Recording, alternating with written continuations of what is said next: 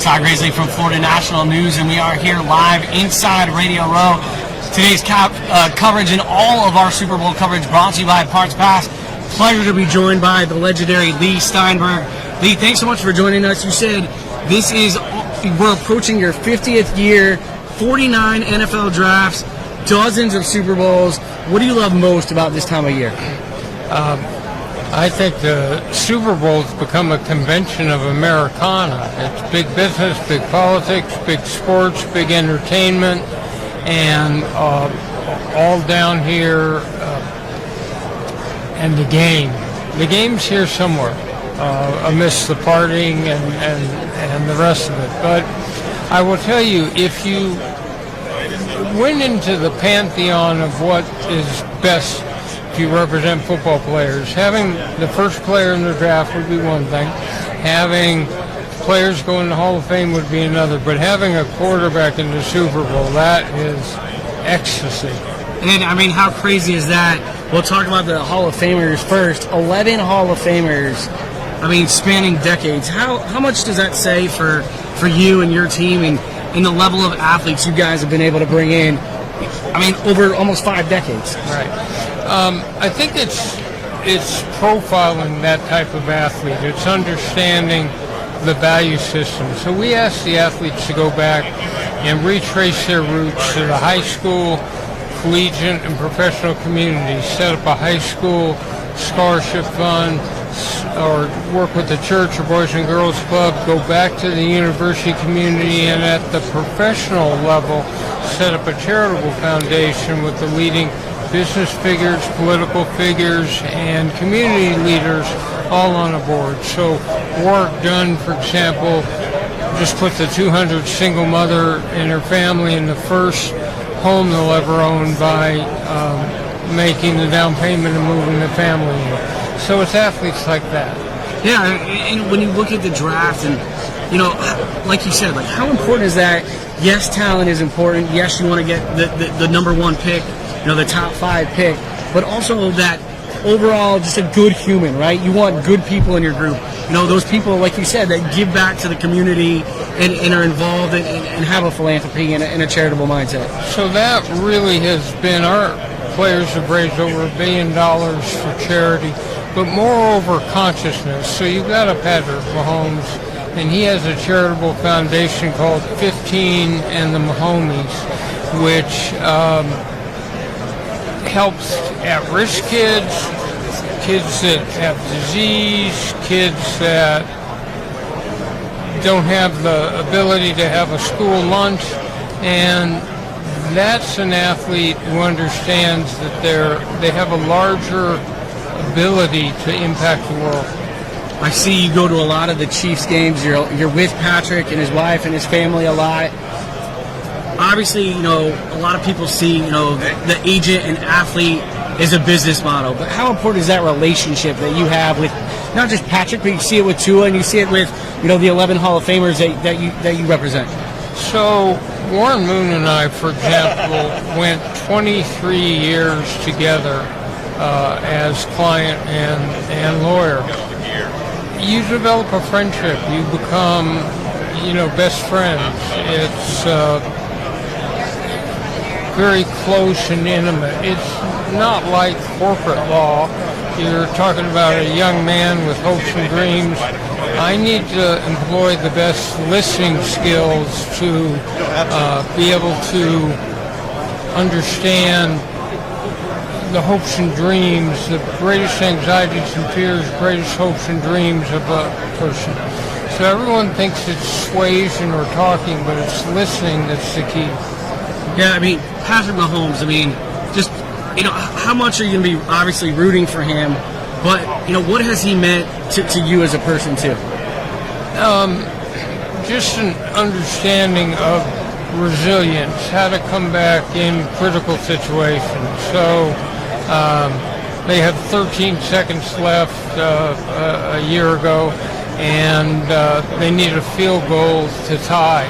Well, 13 seconds, you can count it down. It's not long enough to do much at all, but somehow he's able to do it, or he's got this really painful ankle injury, and yet he dives out of bounds trying to get the, and enables them to kick a winning field goal.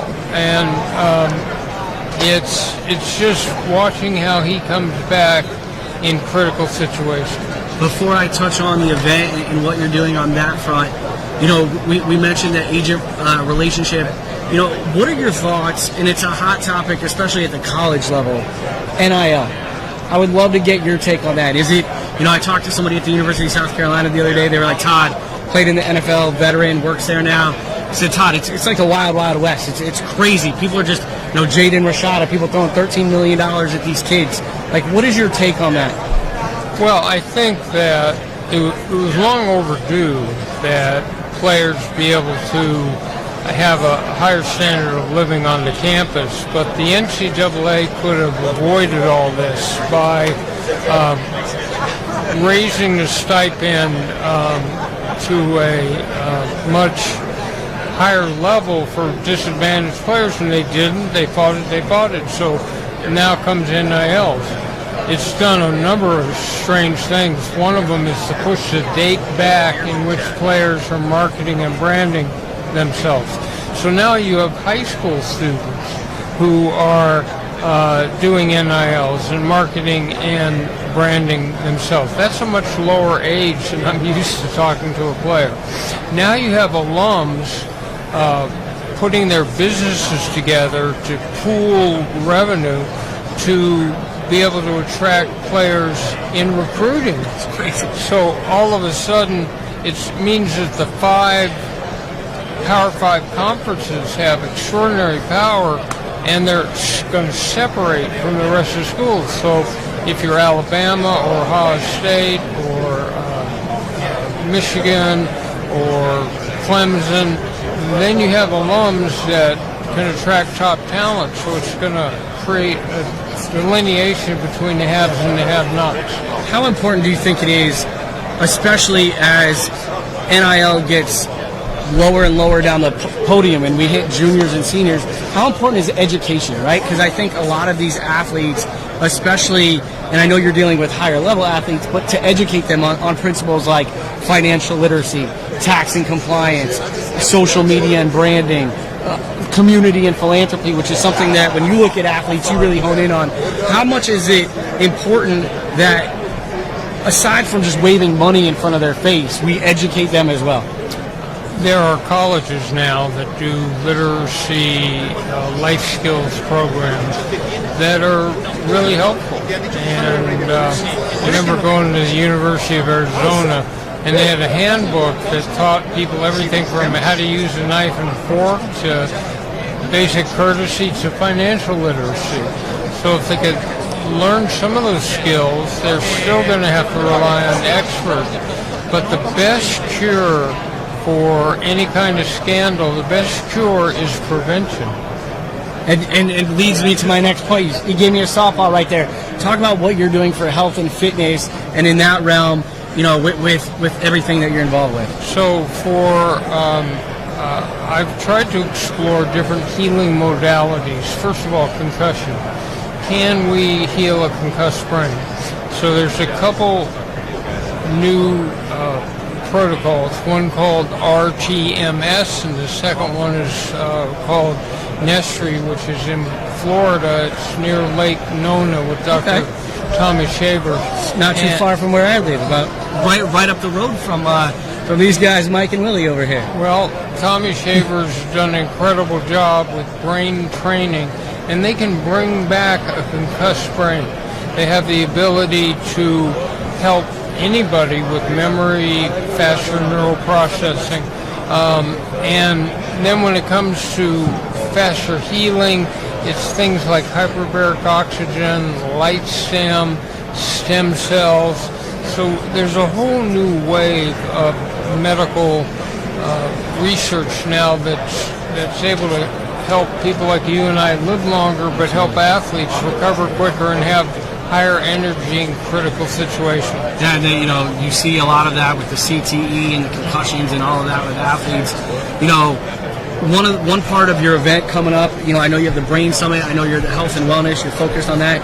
Talk about your event coming up this weekend. I know it's probably one of the most popular things on everybody's event schedule.